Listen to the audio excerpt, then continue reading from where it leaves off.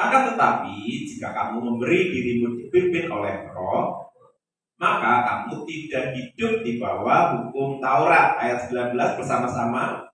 Perbuatan daging telah nyata, yaitu pencabulan, kecemaran, hawa nafsu, penyembahan berhala, sihir, perseteruan, perselisihan, iri hati, amarah, kepentingan diri sendiri, percideraan, roh, pemecah. Ayat 21.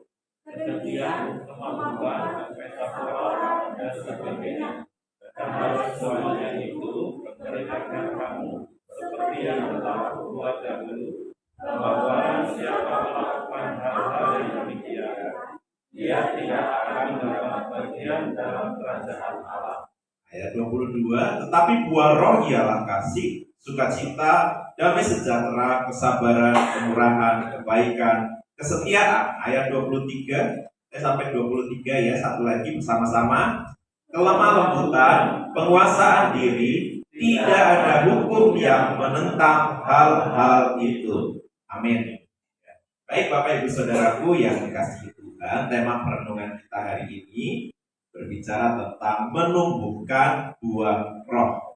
Ya, Bapak Ibu Saudara, setelah kita percaya kepada Kristus, ya maka ada Roh Kudus dalam hati kita, ada dalam hidup kita. Maka Roh Kudus yang ada dalam hidup kita harus melahirkan buah. Ya, orang percaya harus berbuah. Seringkali kita dengar itu ya. Orang percaya harus berbuah. Buahnya apa saya? Jeruk, ya enggak, ya. Apel, bukan juga ya. Jadi buahnya sebagai orang percaya itu ada dua. Yang pertama adalah buah Roh Kudus, yang kedua adalah buah jiwa.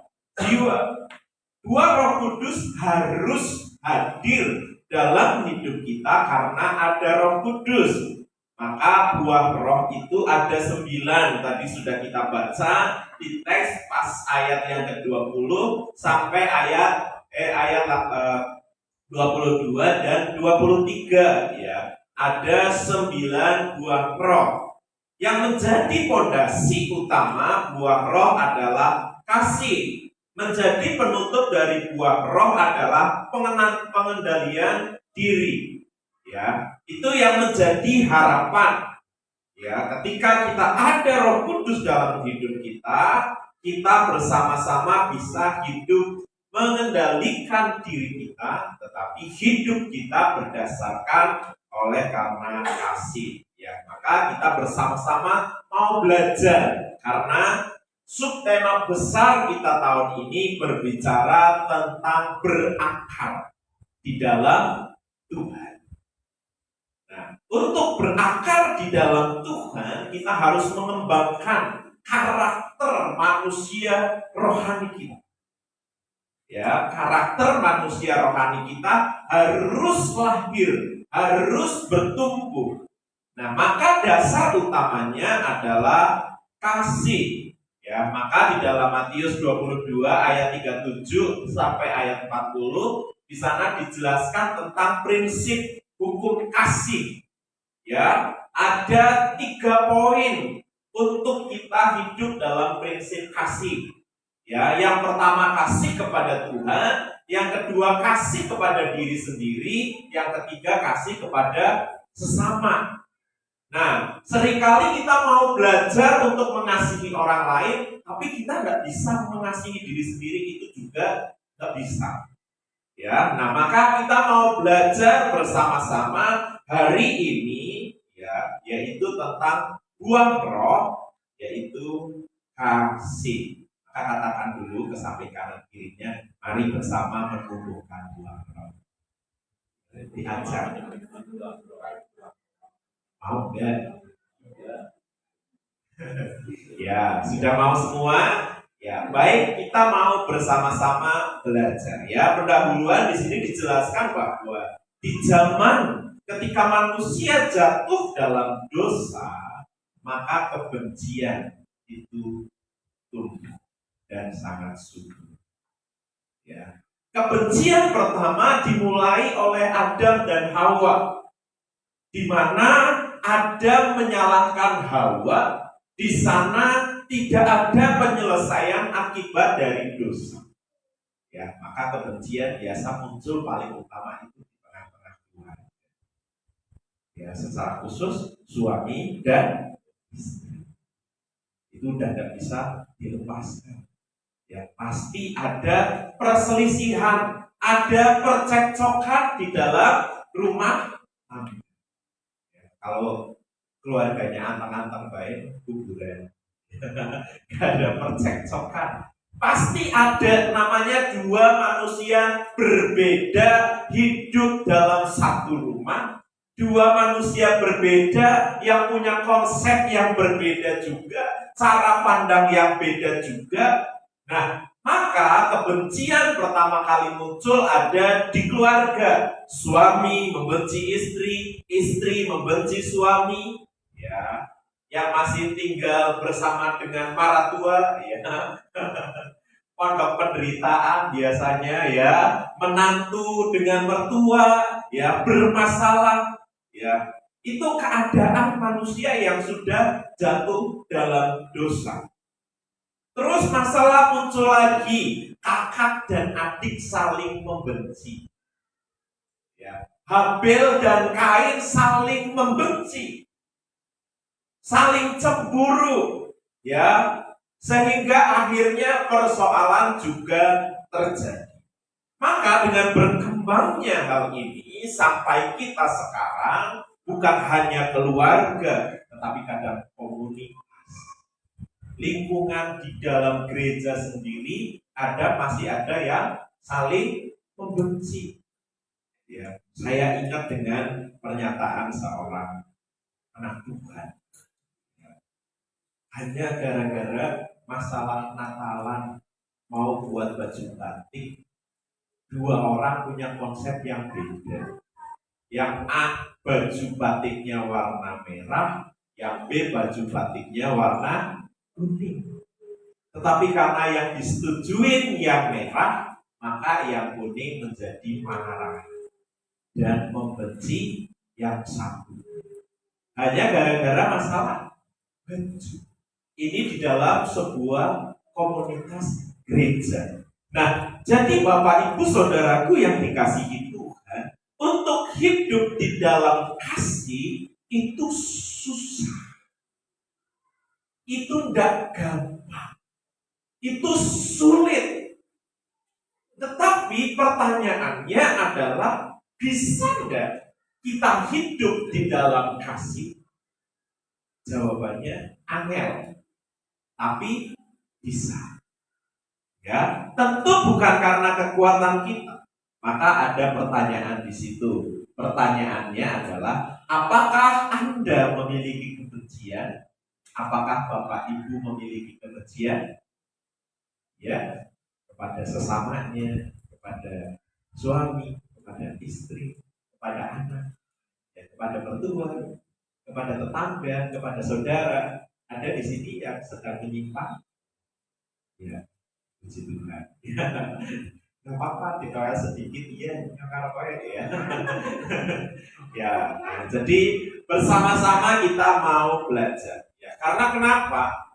Kekristenan dibangun di atas fondasi. Ya, maka kasih yang sering dipraktekkan dalam hidup kita adalah kasih yang seringkali sempit. Sebatas kasih kepada orang-orang yang mengasihi saya, orang-orang yang peduli sama saya, orang-orang yang respect sama saya, orang-orang yang bisa terima saya punya pandangan, saya punya tujuan, saya punya rencana. Tetapi bagaimana dengan orang-orang yang sudah pernah menyakiti kita, orang-orang yang sudah pernah mengecewakan kita sudah berbuat baik, tetapi pada kenyataannya kita mendapat balasan justru bukan yang baik. Bagaimana ketika kita menerima semua itu, respon kita seperti apa? Nah, maka kita mau belajar bersama-sama, diawali dengan fondasinya terlebih dahulu. Ya, ada 3 kewajiban kita hidup di dalam kasih. Yang pertama adalah mengasihi Allah.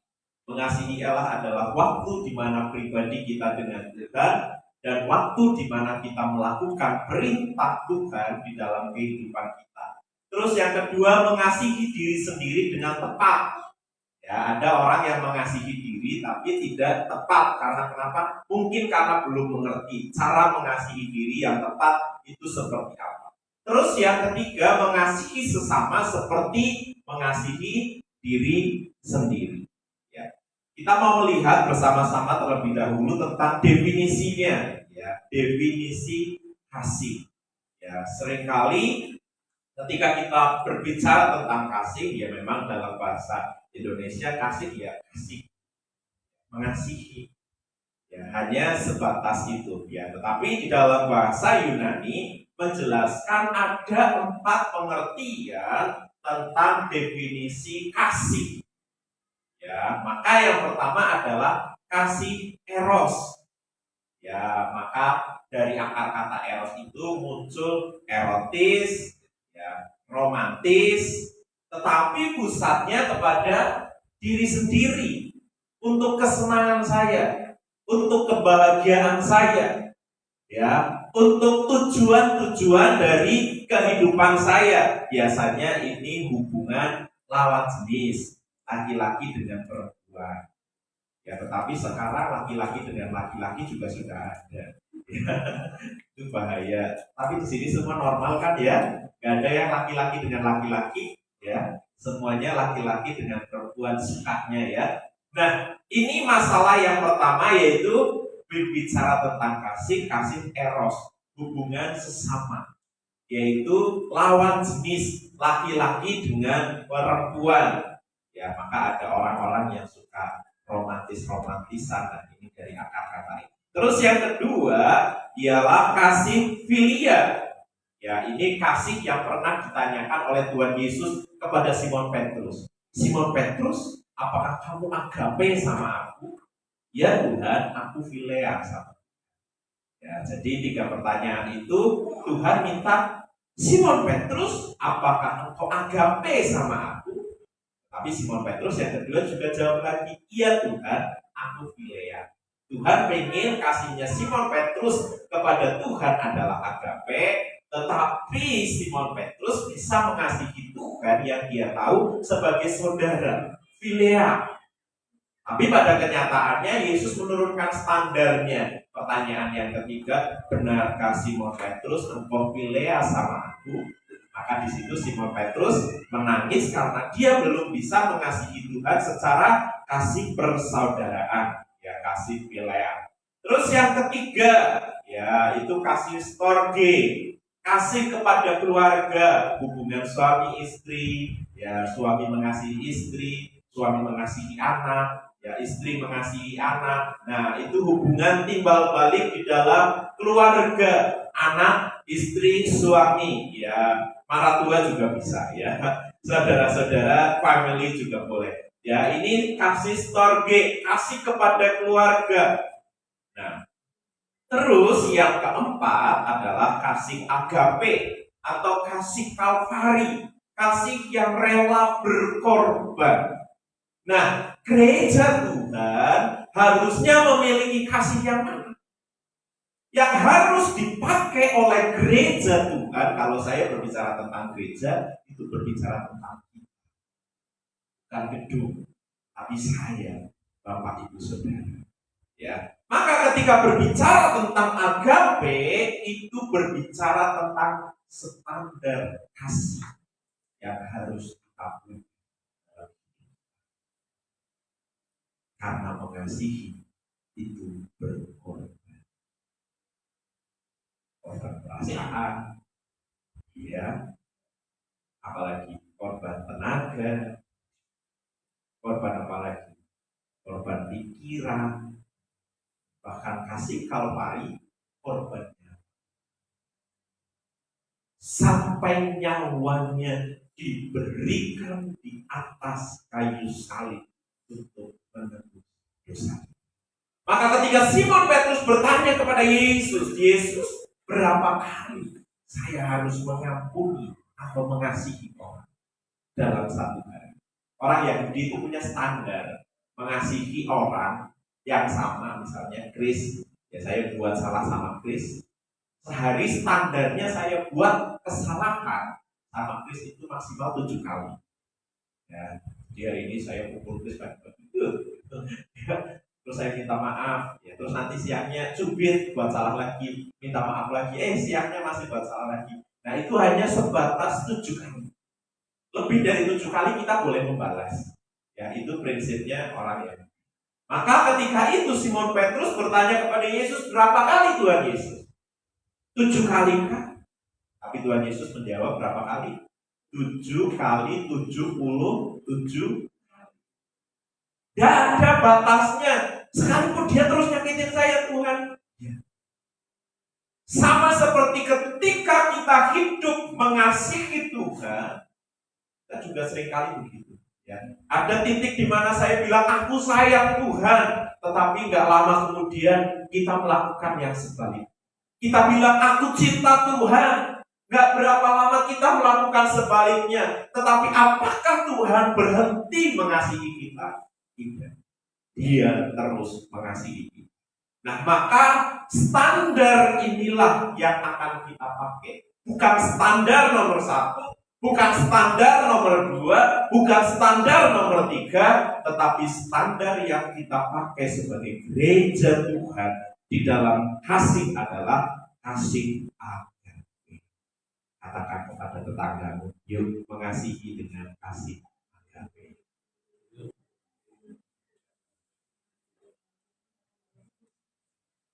Ya.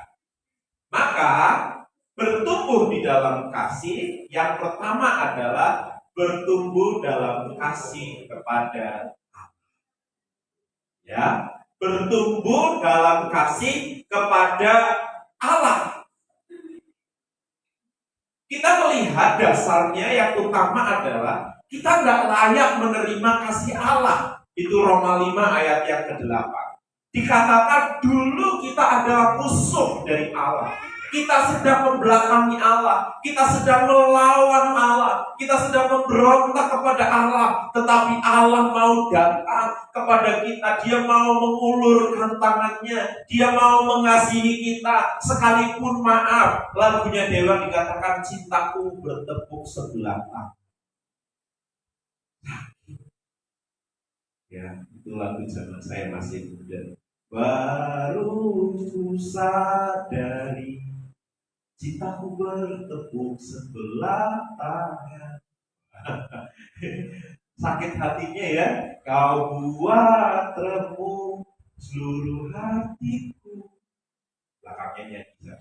Seluruh hatiku. Ya, sakit. Ya, tetapi apakah Allah berhenti mengasihi kita? Allah tetap mengasihi kita selama nafas masih ada di kandung badan. Itu berbicara tentang kesempatan kita bisa menerima kasih Allah. Maka itu fondasi yang utama untuk kita hidup mengasihi Allah. Karena awalnya saya tidak layak. Saya tidak bisa menerima kasih itu. Ya, karena saya terlalu hina. Bapak Ibu Saudara terlalu hina untuk menerima kasih itu. Tapi apakah Allah berhenti mengasihi kita? Tidak. Ya, maka yang kedua, kasih Allah kepada kita murni dan mengubah. Apa untungnya Allah mengasihi kita? Tidak ada. Apa untungnya saat kita setia taat kepada Tuhan? Ada keuntungan untuk Allah? Saat Bapak Ibu Saudara tekun berdoa, ada untungnya buat Tuhan. Saat Bapak Ibu Saudara rajin beribadah, melayani, ada untungnya buat Tuhan? Tidak ada. Tapi kenapa Allah tetap mengasihi kita? Karena kasih Allah adalah kasih yang murni. Dia mengasihi kita. Itu tidak ada alasan. Karena dia sungguh-sungguh mengasihi. Apakah saat kita setia sama Tuhan, Tuhan untung? Yang untung itu Bapak Ibu Saudara. Jadi Bapak Ibu Saudara lebih diberkati Tuhan. mengalami pertolongan Tuhan, mujizat Tuhan, dibawa pada pengalaman-pengalaman yang baru dengan Tuhan. Gak ada untungnya buat Tuhan. Yang untung adalah saya, Bapak Ibu Saudara sekalian. Ya, jadi kasih kepada Allah itu harus terus bertumbuh di dalam kehidupan kita. Makanya ketika kasih Allah kepada kita tidak bersyarat. Allah mengasihi kita saat kita buruk, saat kita rusak, saat kita hancur. Allah datang menghampiri kita. Dia ambil, dia bersih, dia baharui seluruh keberadaan hidup kita. Bahkan dia mau tinggal dalam hidup kita. Tanah liat yang retak, tanah liat yang hancur, tanah liat yang rusak, dia kembali bebek lagi, dia atur lagi, dia basahin lagi, dia hancurin lagi, diolah lagi, sampai akhirnya bisa dibentuk lagi. Kita sudah tidak ada harganya sama sekali, tetapi Tuhan mau datang mengambil kita, menerima kita, bahkan dia memberikan kita hidup. Bukan hanya di sini, tapi sampai pada kekekalan. Amin. Tuhan jamin kekekalan hidup Bapak Ibu Saudara ada dalam tangan. Sebab itu Bapak Ibu Saudaraku yang dikasih Tuhan, mari kita belajar lebih lagi menumbuhkan kasih kita kepada Allah. Karena kasih Allah kita adalah kasih yang kekal. Dan kasih Allah tidak berubah dalam hidup kita. Kasih Allah tetap kekal. Sekalipun kadang mungkin kita membelakangi Tuhan, kita ikut Tuhannya masih main-main, kita ikut Tuhannya masih asal-asalan, tetap Tuhan tidak pernah berhenti mengasihi. Amin.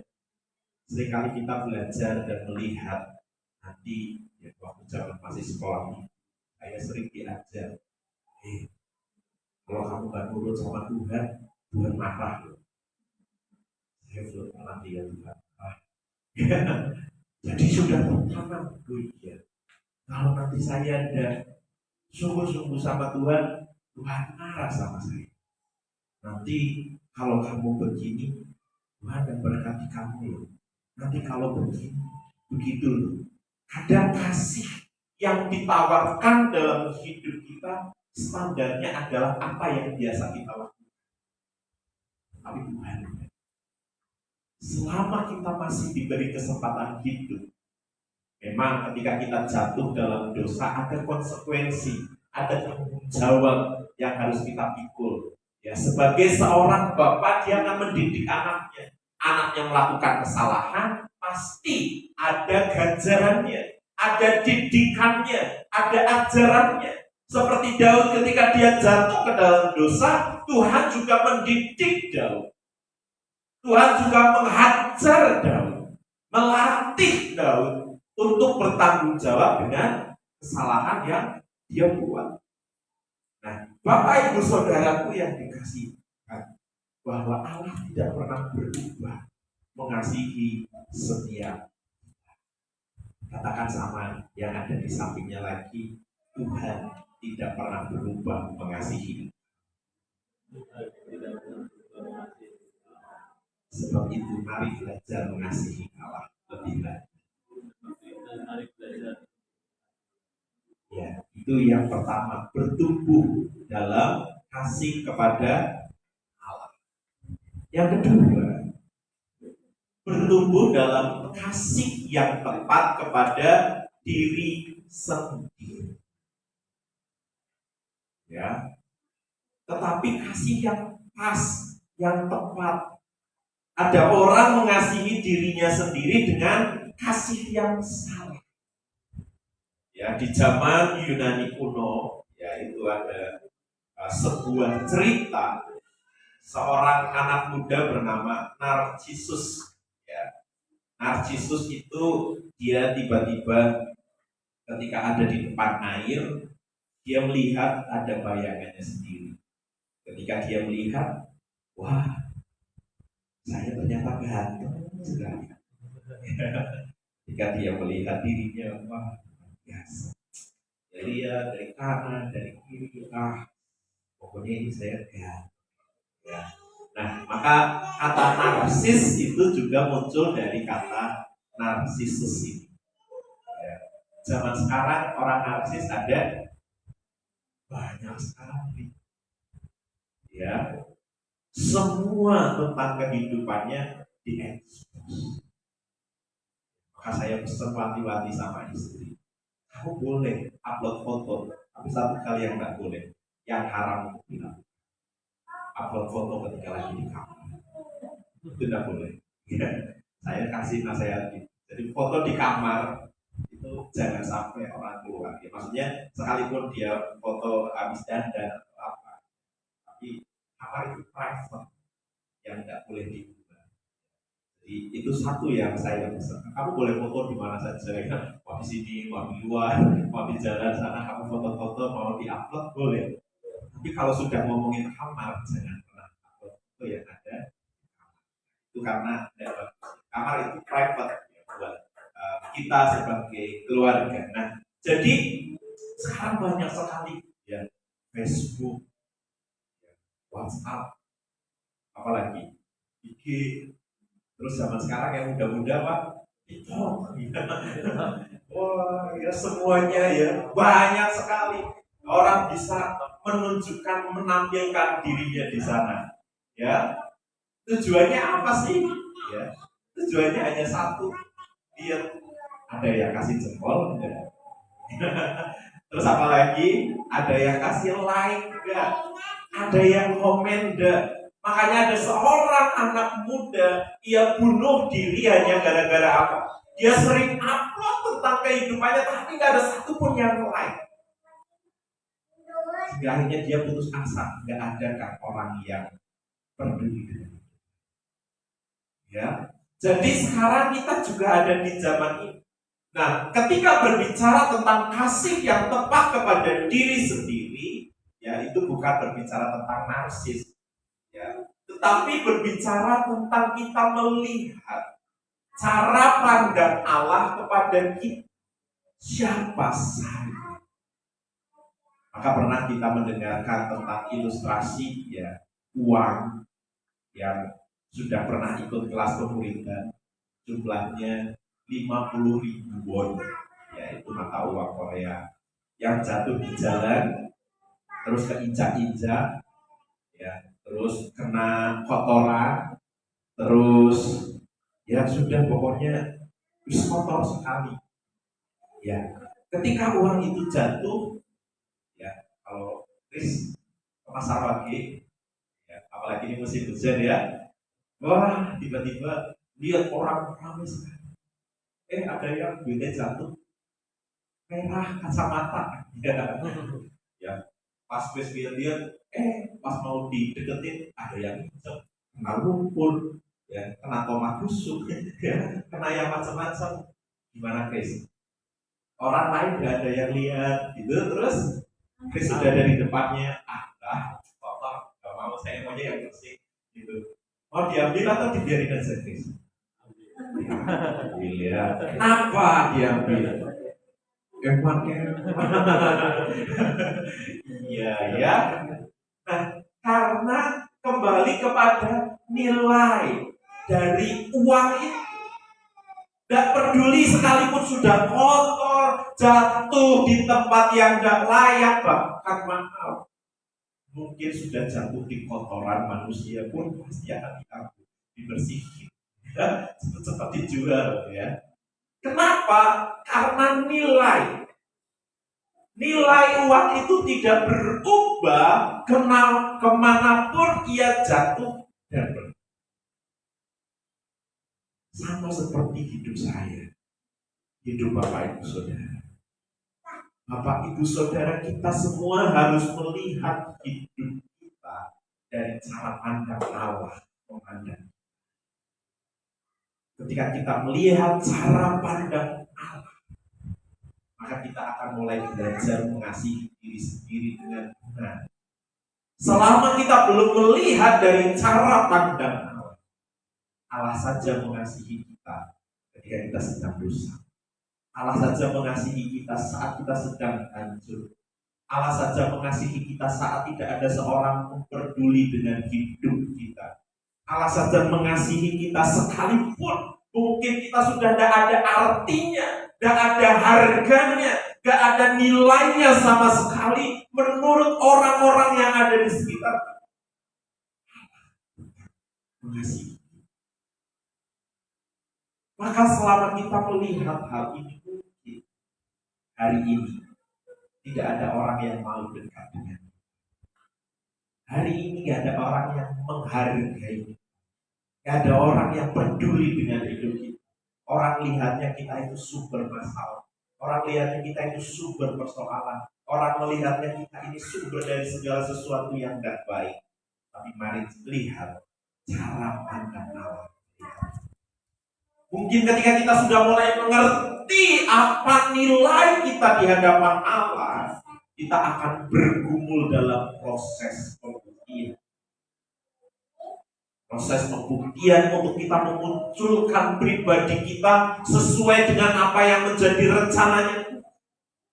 Maka poin yang kedua, mengasihi yang tepat kepada diri sendiri, ya, dimulai juga dengan belajar untuk mengampuni diri sendiri. Sudahkah Bapak Ibu Saudara mengampuni diri sendiri? Ada seorang yang berkata, Pak Wijaya, Tuhan tidak sayang sama saya. Saya lahir, Pak Wijaya, dari orang terburuk. Puji Tuhan, saya juga pernah mengalami masa-masa seperti itu. Jadi banyak orang yang Tuhan izinkan yang ketemu itu dengan orang-orang yang bermasalah. Bapak saya sampai sekarang saya tidak tahu gimana, Pak. Mama saya juga tidak tahu seperti apa. Saya dipanti, hidup susah, dan lain sebagainya. Dia cerita tentang keadaan. Dia tidak bisa menerima dirinya sendiri karena kenapa? Yang pertama, kedua orang tuanya saja tidak bisa mengasihi. Maka yang ada dalam pikiran dan hatinya adalah kecurigaan. Kalau saya nggak melakukan yang benar, maka orang nggak akan suka sama saya. Kalau saya melakukan kesalahan, maka orang akan benci sama saya. Dia merasa bahwa nggak akan ada orang yang menerima dia kalau dia melakukan sesuatu yang salah. Maka dia berusaha untuk menampilkan hidup yang perfect dari hidup. Dia memunculkan bahwa saya harus selalu melakukan yang terbaik, yang terbaik, yang terbaik. Sehingga ketika dia melakukan kegagalan, stresnya luar biasa. Dia putus asa sekali dengan keberadaan hidup. Maka mengampuni diri sendiri itu penting. Dimulai dari hidup. Ya, jadi kasih yang tepat kepada diri sendiri. Hidup dari cara pandangnya Tuhan. Terus yang ketiga, kasih yang melindungi diri dari kerusakan. Ya, kasih yang melindungi diri dari kerusakan. Bapak Ibu Saudara tahu minum alkohol kebanyakan itu merusak tubuh. Bapak Ibu Saudara tahu merokok juga merusak tubuh. Pola makan yang salah juga bisa merusak tubuh. Dan ada banyak hal yang lain lagi. Maka kalau kita mengasihi diri sendiri, maka kita akan atur semua. Ya, Bapak Ibu Saudara, kalau kita mengasihi diri kita sendiri, maka kita akan mulai memilih mana yang akan saya pakai, mana yang tidak akan saya pakai, mana yang akan saya hadirkan dalam hidup saya, dan mana yang harus saya buang dari hidup saya. Karena mengasihi diri. Ada seorang anak muda Dia putus asa dengan itu. Karena dia habis ditinggal sama pacar. Tetapi yang menjadi masalah adalah ketika dia ditinggal pacarnya, dia sudah rusak. Ya. Karena rusaknya ini, maka akhirnya dia mengambil keputusan untuk bunuh diri. Dia sudah sayang ibadah. Dari satu dia tontonin sama pacarnya, kalau kamu gak balikan sama aku, satu saya Pak. Pacarnya nonton video call. Sampai akhirnya sang anak ini ketahuan sama orang. Dan akhirnya dibawa ke rumah sakit di Purwokerto. Ya. Jadi dalam proses itu dia tidak bisa terima dengan keadaan. Pokoknya kalau aku nggak sama kamu, sudah nggak ada lagi orang yang mau terima saya sudah rusak. Jadi mau nggak mau saya sama kamu. Jadi bertahun-tahun selama dia kuliah, ya, dia hanya dirusak oleh pacar. Dia sudah putus asa dengan keadaannya. Bahkan akhirnya dia juga tidak bisa mengasihi dirinya sendiri. Dia berpikir bahwa dia akan bisa mengasihi dirinya saat dia bisa menikah dengan pacar. Tapi apalah yang terjadi? Justru masalah demi masalah yang terjadi. Nah, maka kalau kita tidak bisa mengasihi diri sendiri, bagaimana orang lain akan mengasihi?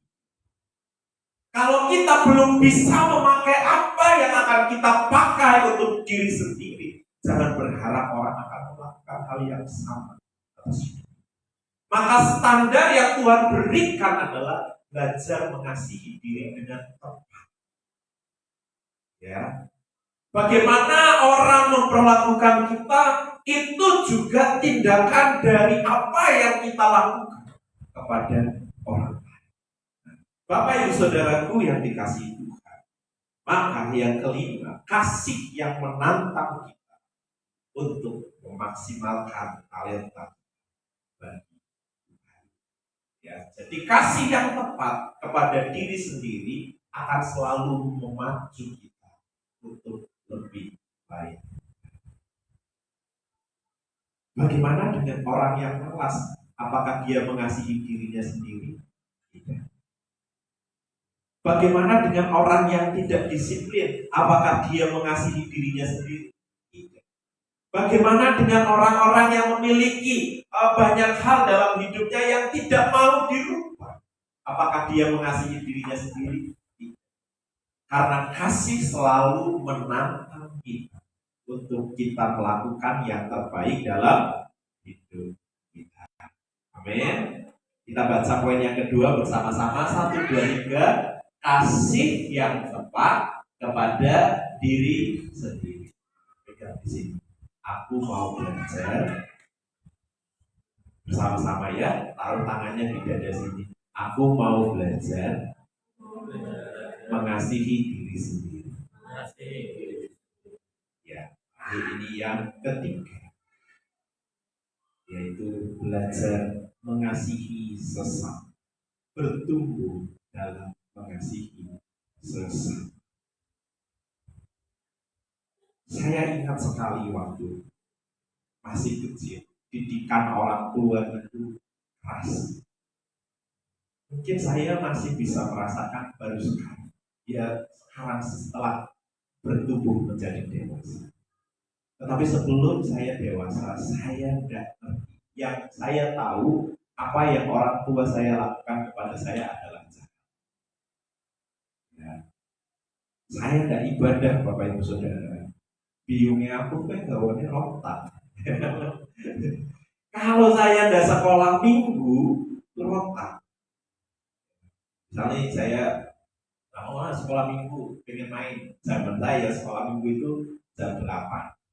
Jam 8, jam 7, dan 18, jam 9 antara jam itu. Ya, jadi jauh dari desa kami ke tempat kami.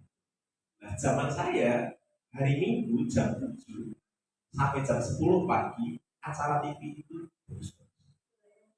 Ya, itu bagus sekali. Banyak kartun-kartun zaman saya kecil itu senang sekali. Ya. Yang punya TV di kampung saya itu cuma satu. Ya, biasanya kalau nonton tuh rame-rame se-RT. Nah itu kalau lagi nonton itu senang sekali. Jadi kadang ada rasa tertarik ingin nonton. Saya ingat sekali waktu itu saya nggak pergi sekolah, saya nonton. Saya dengar, anaknya sekolah minggu tidak. Duh, saya semangat pun. Orang jum. Karena saya belok ya, guru sekolah minggu cerita, aku nggak nyampe. Nah, tiba-tiba mama itu bawa kayu singkong dulu. Kayu singkong itu kan ada kedele itu. Cari. Balik. Biasanya wis ngerti agak saya. Sing penting aja pecut, aku paling takut sama pecut. Pecut itu yang buat pukul sapi. Balik.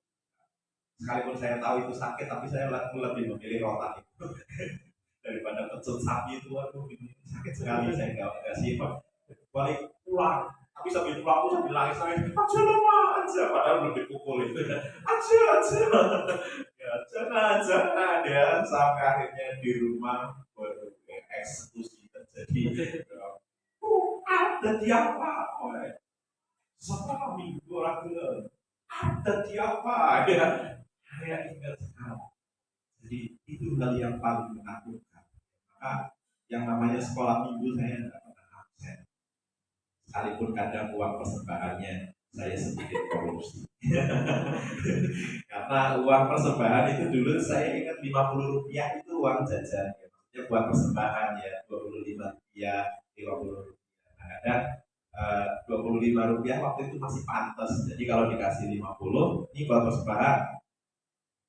Berangkat dijajan dulu 25 rupiah ya, 25 rupiahnya buat itu.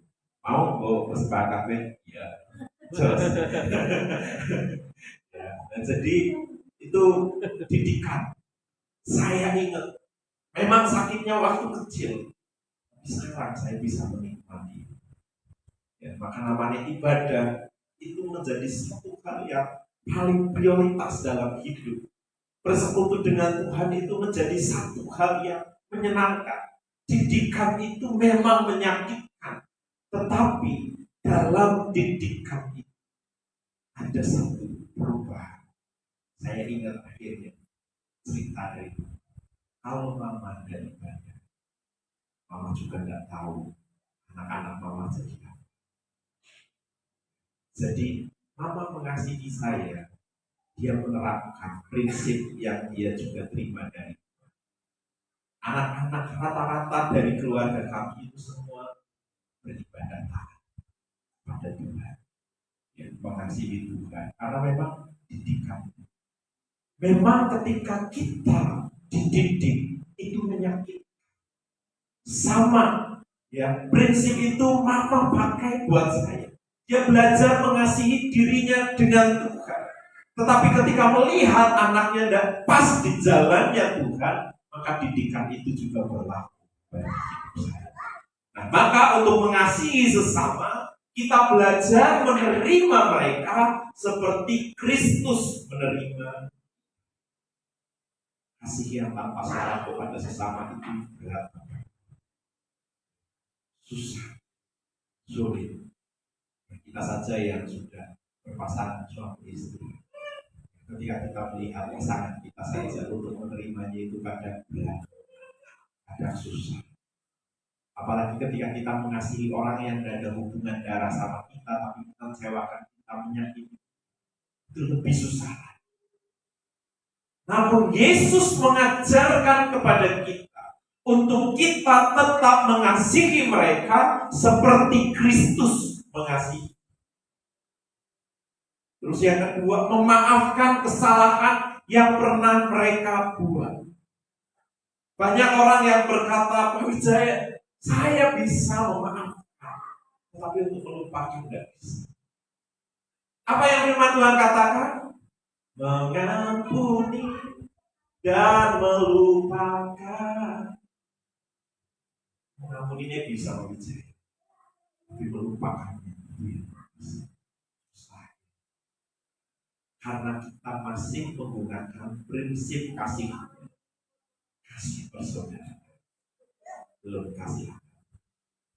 Tapi ketika kita memakai kasih agape, kita akan belajar untuk mengampuni orang-orang yang pernah bersalah kepada kita seperti Yesus mengampuni.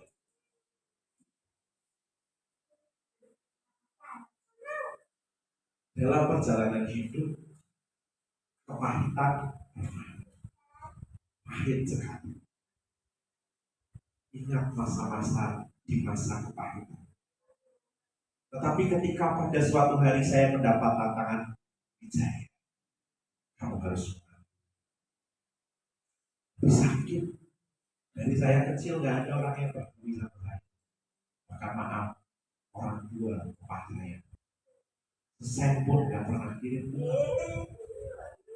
Saya susah, saya putus sekolah, saya gak bisa melanjutkan. Saya harus menjadi orang yang begini, bla bla bla. Sekarang saya harus mengampuni. Tapi firman kembali dikatakan, saya ingat ketika tahun 2001 kemarin, tiba-tiba saya mendapat kabar, Papa sudah begitu. Saya pergi ke papanya. Oke, saya berangkat. Sebagai orang yang sudah dipulihkan, jujur, ada titik di sana intimidasi itu muncul. Pernah malam jam 12 saya terbangun. Beliau, kalau pijetin saya, minta dipijetin seluruh badan. Saya pijetin. Seperti ada bisikan. Dulu kami ingat nggak? Waktu beliau masih sehat-sehat dan pernah peduli sama. Sekarang kan lagi sakit, minta dipijetin, minta diperhatiin, minta diajak ngobrol, minta ini. Susahnya saja muncul intimidasi. Maka Roh Kudus menenangkan, kamu sudah pulih, kamu sudah melakukan apa yang bisa kamu lakukan. Saya berpikir, saya tetap sambil menyanyi di sampingnya beliau. Saya menyanyikan lagu-lagu pujian untuk diri. Dia tenang, dia bisa istirahat, baru saya istirahat. Dalam lagi bangunan. Itu satu minggu saya di sana, itu sebuah proses untuk akhirnya saya benar-benar menyadari saya harus benar-benar bebas dalam mengaku. Nah, pulang dari sana, saya berkemenangan dalam, karena saya bisa full, bisa mengaku kembali ke sini sekalipun akhirnya mendapat kabar orang tua sudah meninggal.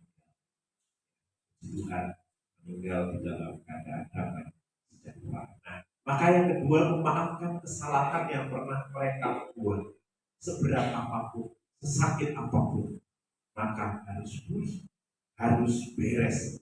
Jangan ada yang dipendam karena itu akan menghalang masa depan.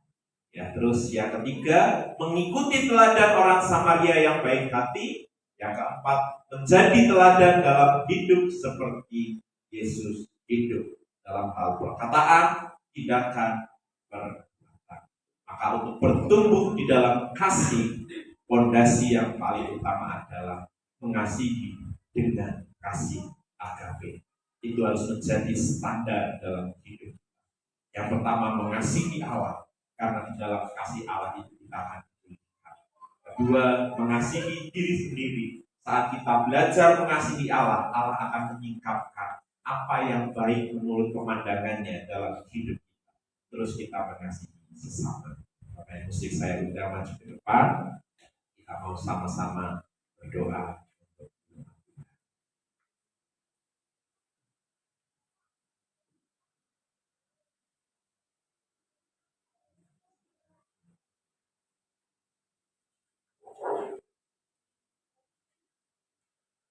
Mari Bapak Ibu Saudaraku yang dikasihi Tuhan,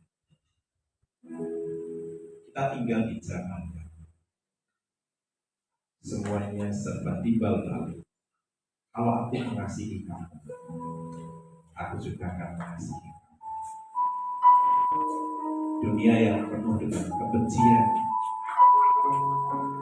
dunia yang penuh dengan segala sesuatu yang tidak benar. Kasih adalah fondasi dalam hidup. Kita sadar bahwa kita adalah orang yang terbatas. Kita bisa mengasihi ketika orang itu mengasihi kita. Kita bisa peduli, kita bisa care saat orang itu juga peduli dan care dengan kita. Tapi bagaimana ketika keadaan yang sebaliknya yang kita dapat?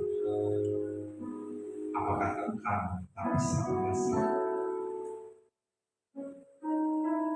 Kasih Kristus harus meresap sampai ke kedalaman hati kita.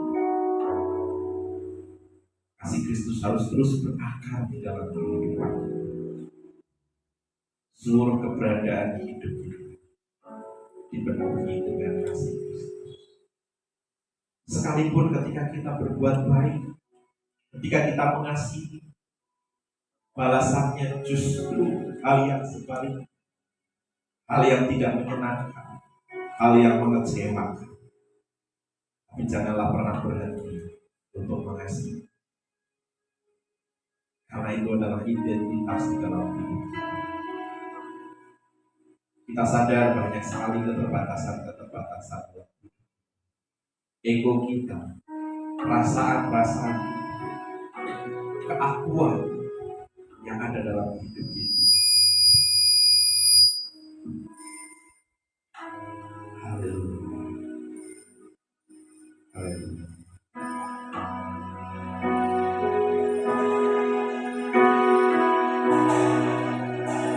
Betapa ku mencintai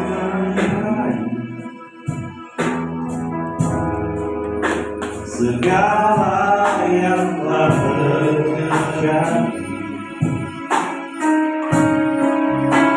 Tak pernah sendiri jalani hidup ini, selalu menyertai.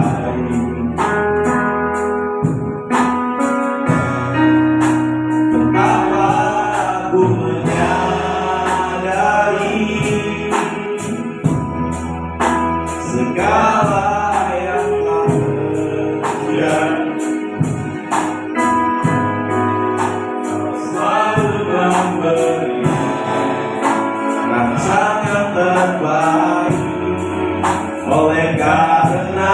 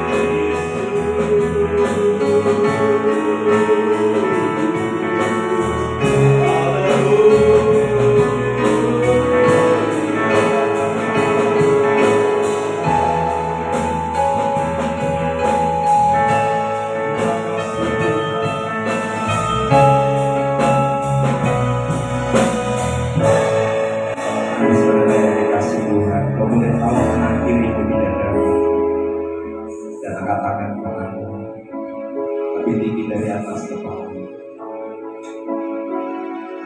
Biar Roh Kudus membersihkan setiap hati kita. Jika masih ada dalam bagian hati dan hidup kita yang tersembunyi,